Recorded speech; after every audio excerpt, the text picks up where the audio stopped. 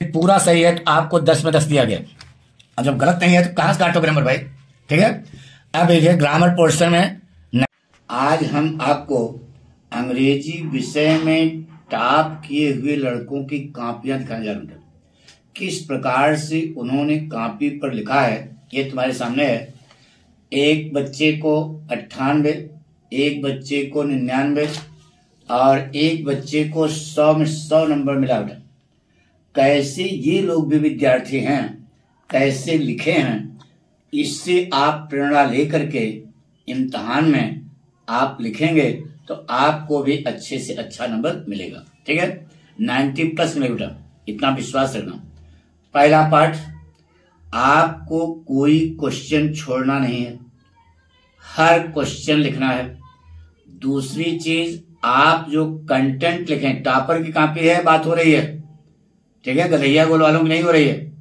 तो topper copy कैसे है, पहली बात तो कोई क्वेश्चन आप छोड़े नहीं।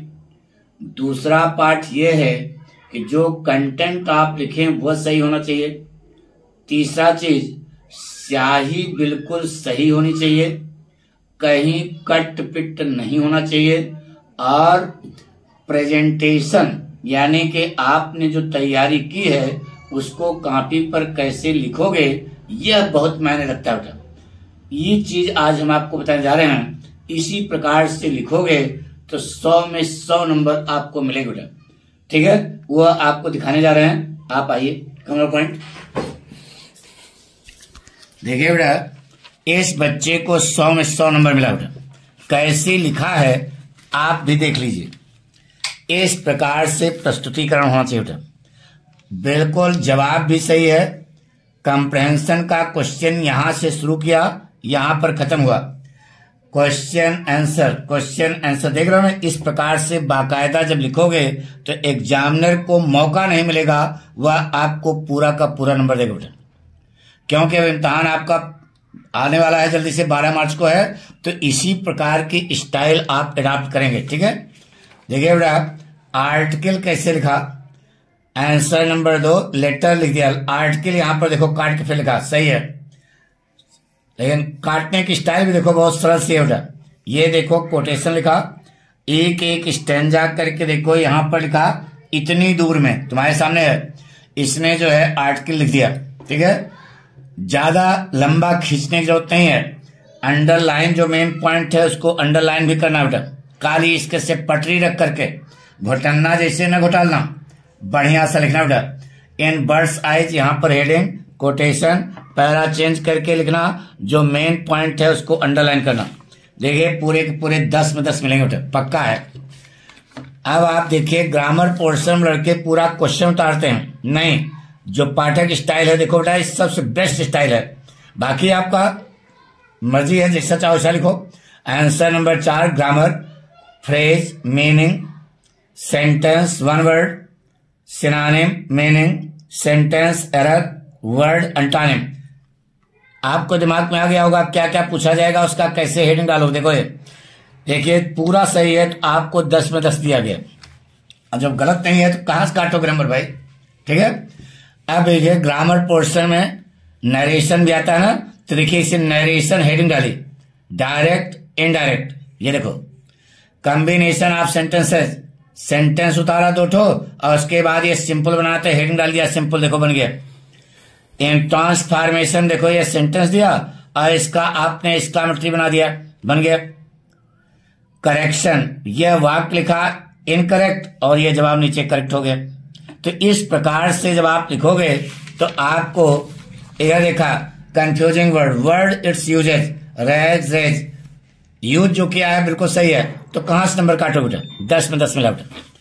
इसी प्रकार से देखिए आंसर नंबर 6, ट्रांसलेशन, हेंस, आदि और अंत लिखा और एक एक सेंटेंस बना करके आराम से बच्चे ने प्रस्तुत किया बेटा।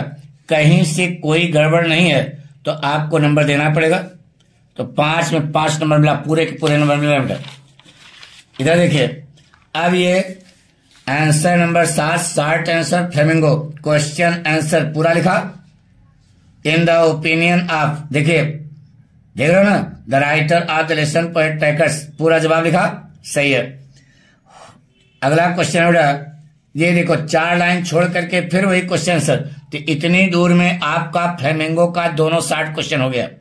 इसी प्रकार से माइंड मेकअप रखो कि हम इस प्रकार से जब कॉपी पे लिखेंगे तो एग्जामिनर प्रभावित होगा और हमको नंबर भी देगा। ठीक है, एक टॉपर की कॉपी है बेटा। Answer number 8 long answer flamingo.